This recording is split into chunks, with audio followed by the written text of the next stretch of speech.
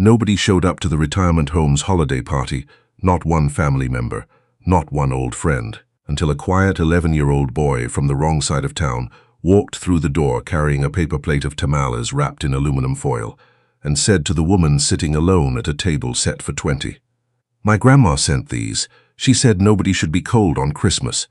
That woman was Miriam Holt, 71 years old, former Dean of Curriculum at Hargrove Preparatory Academy, the most prestigious private school in Charleston, South Carolina.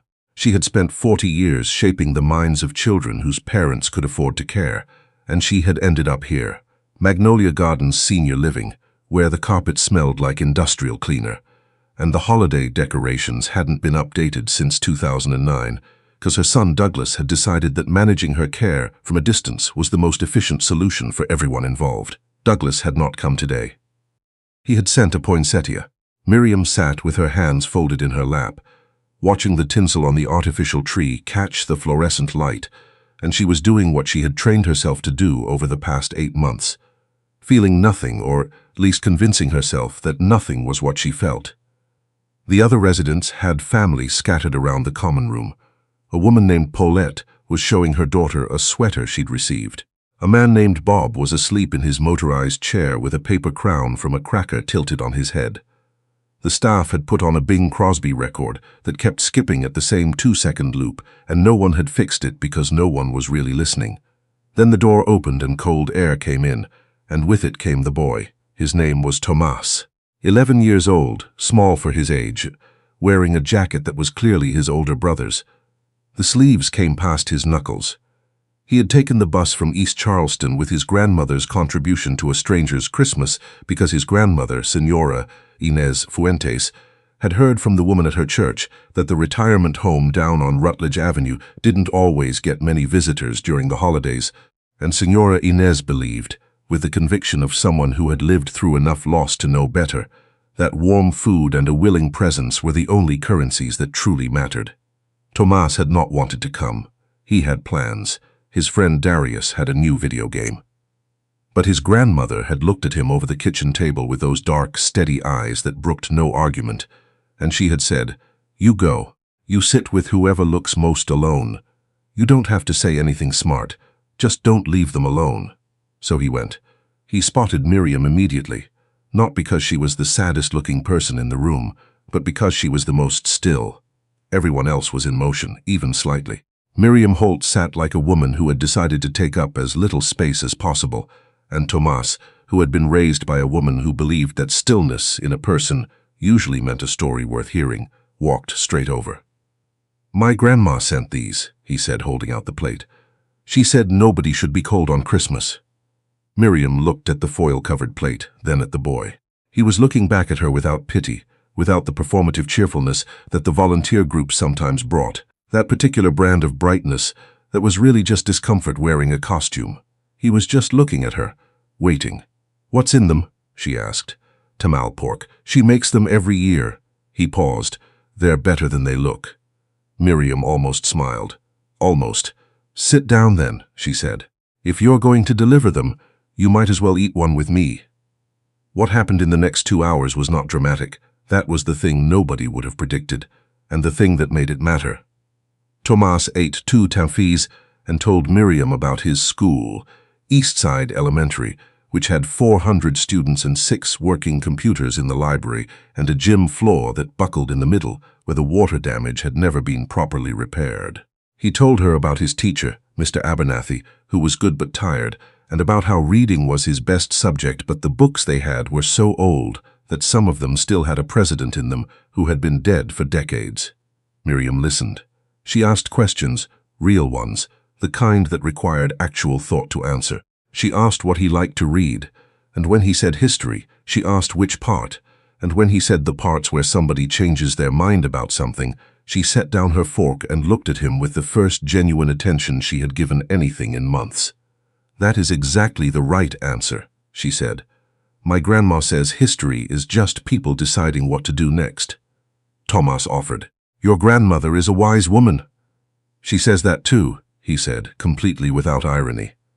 Miriam laughed. It surprised her, the sound of it, how it came out before she could decide whether to allow it. She felt Douglas's poinsettia on the windowsill behind her, and she did not turn around. When the party ended and the staff began stacking chairs, Tomas stood to go. He hesitated at the door, turned back. "Can I come again sometime? My grandma might send more food." Miriam had learned over a long career to be careful with hope. It had a way of becoming a liability if you held it wrong. But she looked at this boy, in his too big jacket with his grandmother's tamales and his completely earnest question, and she said, "Wednesday afternoons are quiet here. I'm usually in the reading room." He nodded. "Okay. Wednesday." He came back Wednesday, and the Wednesday after that. Douglas Holt ran the Southeast Division of Caldwell Medical Supply from a glass-walled office on the 14th floor of a building in downtown Charleston. He was 53 years old, recently divorced, and efficient in the way that people become efficient when they have replaced feeling with process. He had organized his mother's move to Magnolia Gardens with the same precision he applied to quarterly logistics reviews, researching facilities, comparing ratings, confirming insurance coverage, arranging the transfer of her furniture. He had told himself, and her, that it was the best option. He was not wrong about that. He was wrong about what best meant. The call came on a Wednesday afternoon in February, 6 weeks after Christmas. His assistant buzzed through, "Mr. Holt, there's a woman on the line from Magnolia Gardens. She says she's calling on behalf of your mother. A Mrs. A pause. Fuentes." Douglas frowned. "My mother doesn't know anyone named Fuentes. She said your mother asked her to call. Something about a program." Another pause. "She has a strong accent, sir. She's very polite." Douglas picked up the phone with the particular wariness of a man who had learned that calls from his mother's care facility usually preceded a problem. The voice on the other end was warm and slightly formal, the English careful and precise in the way of someone who had learned it as an adult and respected it accordingly. "Mr. Holt, my name is Inez Fuentes. I am calling because your mother has been spending time with my grandson, Tomas. He has been visiting her on Wednesday afternoons. I hope this is acceptable to you." Douglas blinked. "My mother? I'm sorry. Visiting her how?" "Reading together. Talking. She has been helping him with his history assignments. He was struggling, and she, a brief pause, something like suppressed pride. She is very good at explaining things. Tomas says she is the best teacher he has ever had." Douglas sat back in his chair. He tried to picture his mother, Miriam Holt, who had been the dean of one of the most demanding private academies in the state, who had spent 4 decades in oak-paneled offices, surrounded by published research and endowments and parent donors, sitting in the reading room of a retirement facility, tutoring an 11-year-old boy in history. He could, he realized, picture it perfectly. That was the part that made his chest do something uncomfortable. Is she well?" he asked, and heard how strange the question sounded, how insufficient, given that he had not asked it in the same way in months. "She is better than when Tomas first met her," Senora Inez said, with the gentleness of someone delivering a fact they know will sting. "I think she had been very alone." The line was quiet for a moment. "I wanted to ask your permission for something," Senora Inez continued. "Tomas's school, Eastside Elementary, has no real history program. The books are very old. Your mother has been teaching him from memory, which is remarkable, but I wonder if there might be a way to do something more formal. There is a community center on Huger Street that has offered space. Nothing official, just your mother sharing what she knows with children who need it." Another pause. "If she is willing and if you have no objection." Douglas opened his mouth, closed it, looked at the quarterly report on his desk. Give me a few days," he said, "and Mrs. Fuentes, thank you for calling." "Of course," she said. "Tomas sends his regards. He said to tell your mother that he finished the chapter on Reconstruction." Douglas hung up the phone and sat very still for a long moment. Then he did something he had not done since the divorce. He left the office at 4:30 in the afternoon and drove to Magnolia Gardens without calling ahead. He found his mother in the reading room, exactly as described. She was sitting across from Tomas at a small table covered in library books, a legal pad between them filled with her handwriting. She was pointing at something on the page and talking, and Tomas was nodding with the focused expression of someone genuinely trying to understand, not just to agree. Douglas stood in the doorway and watched. He had grown up with this version of his mother, the one who could make a subject feel urgent, who taught as if every concept had consequences, who believed that a student who understood why something happened was worth 10 who could only recite what. He had forgotten this version. Somewhere between the logistics of care facilities and the management of distance, he had reduced her to a category, elderly parent, managed. Tomas looked up first. He was not startled. He seemed like a child who was rarely startled. He simply looked at Douglas with calm, assessing eyes, and then looked at Miriam. "Is that your son?" Miriam turned. Something moved across her face, not quite hurt, not quite hope. Something in between that Douglas recognized as the expression of a person deciding whether to be glad. "It is," she said. "He looks like you around the eyes," Tomas said, and went back to the legal pad. Douglas crossed the room. He pulled a chair from against the wall and sat down, not at the edge of the interaction but at the table beside them. Miriam watched him do this with an expression she did not try to hide. "I talked to Mrs. Fuis," he said. "I know. She told me she was going to call. You asked her to?" Miriam straightened slightly.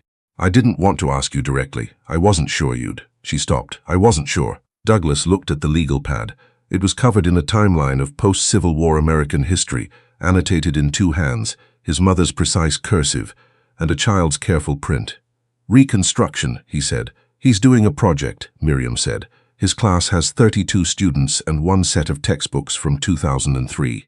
The chapter on Reconstruction is 4 pages. She said it the way she had always said things she found unacceptable, with complete calm which was more effective than anger. 4 pages.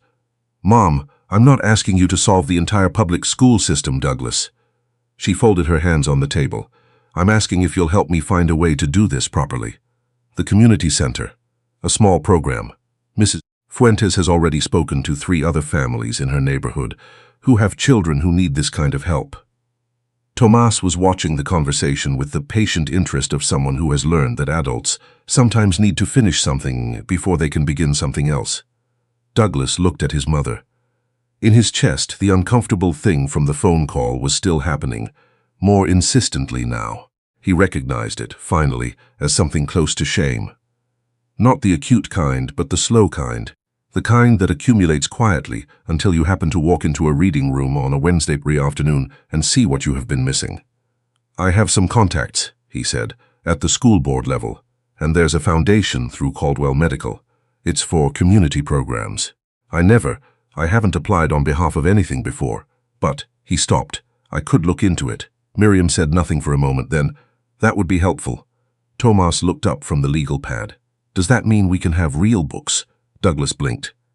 Yes, probably. New ones? Yes, new ones." Tomas turned to Miriam with an expression of complete satisfaction.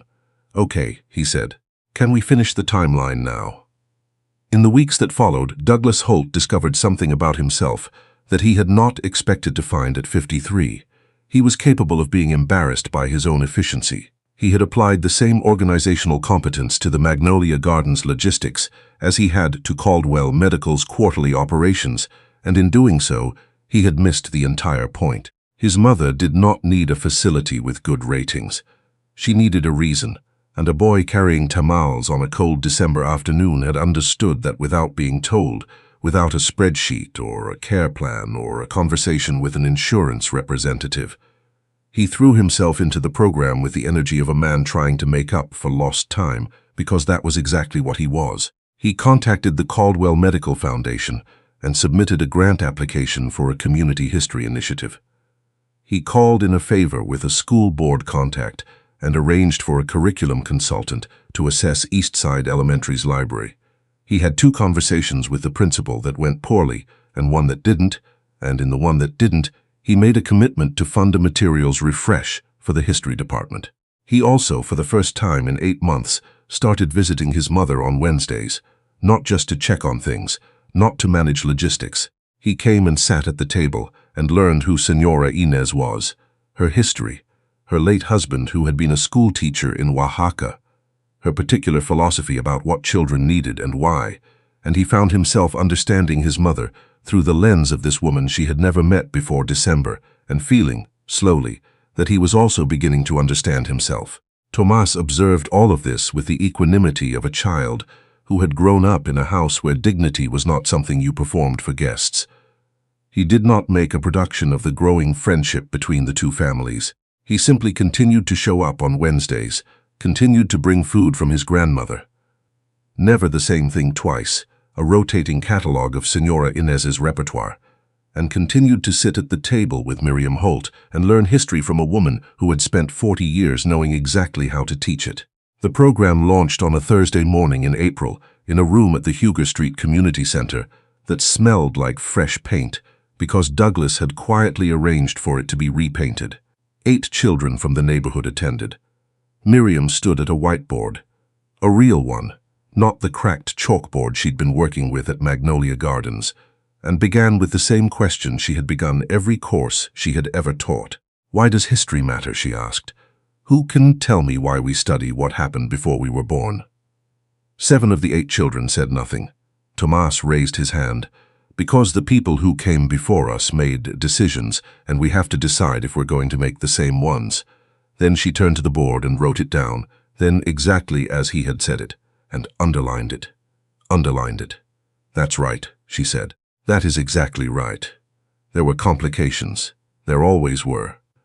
The Caldwell Medical Foundation approved the grant, but the amount was less than Douglas had hoped, and the conditions required quarterly reporting that ate into time he didn't have. 2 of the 8 families in the program had concerns about the curriculum. 1 religious, 1 political, and Douglas had to navigate 3 separate conversations that required more patience than he typically deployed before noon. There was a meeting with Eastside Elementary's principal that devolved into a discussion about liability that nearly ended the materials partnership before it began. And then on a Tuesday evening in May, his phone rang with his mother's name on the screen. Not the facility, her cell, the one she rarely used. And when he picked up, she said without preamble, "Douglas, I need to tell you something." He pulled over. He had learned in the past 3 months to pull over when his mother called. "I spoke to someone today," she said. "A woman named Dr. Sandra Pruitt. She runs the continuing education division at the College of Charleston. She saw a piece about the community program. The local paper ran a small item I didn't know they were going to, someone told them, and she called the community center, and the community center gave her my number." Douglas waited. "She wants to know if the curriculum we've developed could be adapted for their teacher certification program. Not a large thing. A seminar, perhaps 2, on oral history methodology in elementary education. For teachers who work in under-resourced schools." A pause. "She said what we've been doing with the children is," another pause, and Douglas could hear his mother choosing the word carefully. "She called it a model." Douglas stared at the traffic moving past his windshield. His mother, who had spent 40 years at one of the most prestigious private academies in the state, had been quietly, in a retirement home reading room and a freshly painted community center space, building something that a college professor was calling a model. "What did you tell her?" he asked. "I told her I would think about it, and that I would need to discuss it with Senora Inez, because the methodology isn't mine alone. Tomas's grandmother has been as much a part of this as I have. The way she speaks to the children, the way she integrates the families, that's not something I invented. I learned it from watching her." Douglas closed his eyes for a moment. "I learned it from watching her." His mother, who had a wall of awards in her former office, who had published papers on pedagogy, who had been profiled in the State Education Journal twice. She was sitting in a retirement home saying that she had learned something essential from a woman who had come to America from Mexico 40 years ago and raised her family in East Charleston. "I'll call Dr. Pruitt," Douglas said. "Let me set up the meeting. You don't have to. I want to," he said. And then, because he was still learning how to say the things that needed to be said, "Mom, I'm sorry I didn't come sooner. I should have come sooner." The line was quiet. "You came when you did," Miriam said finally. "That's what matters." The program's first formal presentation took place on a Friday evening in September, 9 months after Tomas had walked into Magnolia Gardens with a plate of tamales. The community center on Huger Street was full, not in the way of a large event, but in the way of a room that holds exactly as many people as matter: parents, children, staff from the community center, 2 people from the College of Charleston, a reporter from the Post and Courier who had been covering the story since the spring. Tomas stood at the front and presented his history project. It was not a school assignment anymore. It had grown, over months of Wednesday afternoons, into something more substantial. A 14-page illustrated history of Reconstruction in South Carolina, written in language a sixth grader could understand and an adult would not find condescending, annotated with primary sources that Miriam had helped him locate and read. He spoke without notes. He had practiced with his grandmother, who believed that a person who could not explain something in their own words did not yet truly understand it. When he finished, the room was quiet for a moment. Then someone in the back started clapping, and it spread quickly, the kind of applause that isn't polite but genuine. Miriam sat in the front row. Next to her, to his own mild surprise, sat Douglas, not at the edge of things, not watching from a doorway, but present and close, in the way of someone who has decided that presence is not a burden, but a choice. Senora Inez sat beside him. She had brought a tray of tamales, because she always brought food, and she had told Douglas on his way in that she was very proud of Tomas, but also that she was proud of Douglas, which had stopped him mid-step. "Me," he'd said. "I didn't." "You showed up," she said simply. "You kept showing up. That is the whole thing. That is all of it." He hadn't known what to say to that, so he had just nodded and taken his seat and tried to hold the weight of it without deflecting. After the presentations, after the tamales had been eaten and the children had run off their energy in the parking lot, and the adults had stood in small clusters talking, Douglas found himself alone for a moment with his mother near the front of the room, looking at Tomas's project pinned to the display board. "He's remarkable," Douglas said. "He's what happens," Miriam said. "When someone takes a child seriously, you took him seriously. His grandmother took him seriously first." She glanced at Douglas. "He took himself seriously because she taught him to. I just gave him a table to sit at and some books." She paused. "And you gave us the room." Douglas looked at the display board. Tomas's handwriting across the title page. What came after? A History of Reconstruction in South Carolina by Tomas Rafael Fuentes, age 11. "He put his full name," Douglas said. "He said he wanted people to know exactly who wrote it," Miriam said, "so that when he's older and someone tries to tell him he couldn't have, he'll have proof that he did." Douglas stood with that for a moment. Then he turned to look at his mother. Really look. The way he hadn't since she was the person who made dinner and asked questions and filled up rooms, before he had learned to manage her from a distance as a way of managing his own grief about getting older, about her getting older, about the particular fear of losing the people whose presence you have always assumed. "I missed you," he said. It came out differently than he expected. Not formal, not managed. Just true. Miriam looked at him for a long moment. Then she reached over and put her hand on his arm, briefly, in the way of a woman who has been economical with her gestures for so long that when she gives one, it carries everything. "I know," she said. "I missed you too." By the following spring, the Hugo Street program had 18 children enrolled. Miriam was splitting her time between Magnolia Gardens and the community center, and the facility had, at Douglas's arrangement, and with some pushback navigated patiently, agreed to provide transportation on Wednesdays and Saturdays. Dr. Pruitt's seminar at the College of Charleston had run twice, with a waiting list for the third session. Senora Inez had been invited to co-present at the second seminar. She had agreed on one condition, that Tomas come with her. He sat in the back of the lecture hall with a notebook and took notes with the focused seriousness of a boy who understood, without having been told, that something important was happening and that he was part of it. Douglas had stepped back from the day-to-day management of the program. By agreement. He had learned, slowly, imperfectly, that there was a difference between supporting something and running it, and that the program did not need him to run it. It needed Miriam's knowledge, Senora Inez's wisdom, and Tomas's particular gift for making other children feel that learning was not a performance but a discovery. Douglas's job was to make the phone calls that the others couldn't, to use the access he had, and to show up on Wednesdays. He never missed a Wednesday. Tomas turned 12 in March. His birthday fell on a Saturday, and Senora Inez made a cake. And Douglas and Miriam came to the apartment on Cooper Street, with a wrapped package that contained, after much deliberation, a set of primary source collections on American history, real ones, the kind that cost more than Douglas had initially been comfortable spending on a gift for a child he had met 4 months ago, and that he had bought anyway because some calculations he had learned should not be done in terms of what was proportionate, but in terms of what was true. The apartment was small and full of people. Tomas's parents, his older brother, 2 cousins, the family from down the hall, who were apparently always included.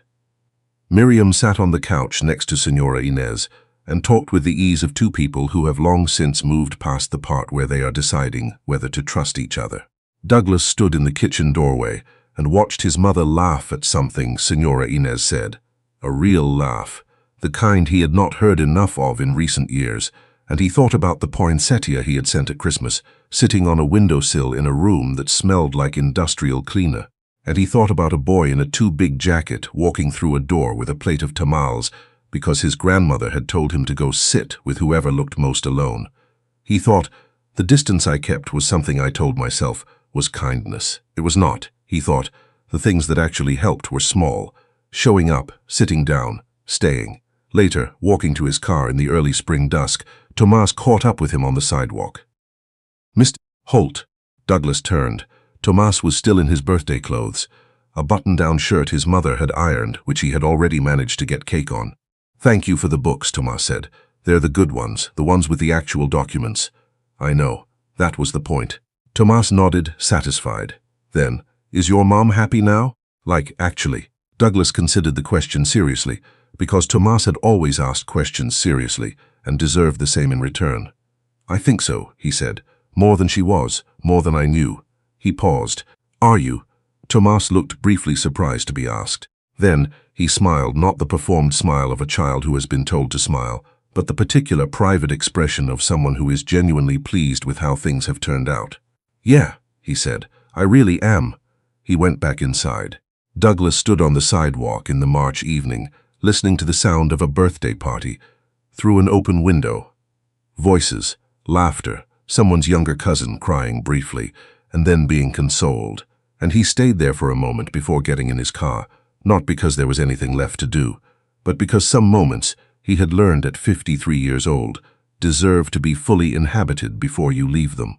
He had come to his mother's door in the middle of a February afternoon because a woman he had never met had called him on behalf of a boy he didn't know to tell him that his mother had been alone. He had not done anything extraordinary in the months that followed. He had made phone calls. He had shown up. He had sat at a table in a reading room and let himself be, for the first time in a long time, simply a son. And somewhere in a retirement home on Rutledge Avenue, in a room that used to smell only of industrial cleaner and quiet to defeat, there was now, on Wednesday afternoons and Saturday mornings, and sometimes just on ordinary days when there was nothing particular to mark, the sound of a woman teaching, and a child learning, and the kind of life that gets built not from grand gestures, but from small ones taken seriously, one Wednesday at a time. The rich